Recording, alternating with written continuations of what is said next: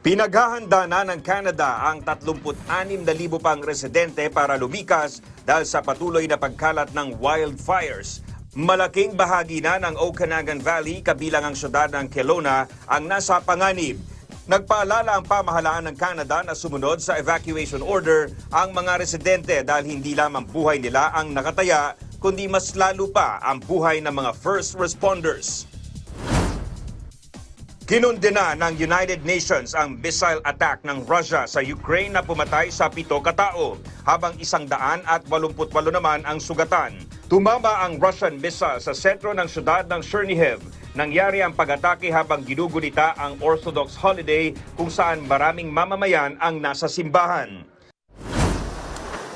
Nakaalerto naman ang mamamayan ng US Southwest sa pagdaan sa kanila ng Hurricane Hilary na una nang nanalanta sa Mexico. Sa pinakahuling ulat ng US National Hurricane Center, bagamat humina ang hangin ng Hurricane Hilary, mapanganib pa rin ito sa lakas na 90 miles per hour. Kabilang sa mga nakaranas na ng malakas na pagulan at pagbaha, ang bahagi ng Baja California. Dominic Almelon, para sa Bayan.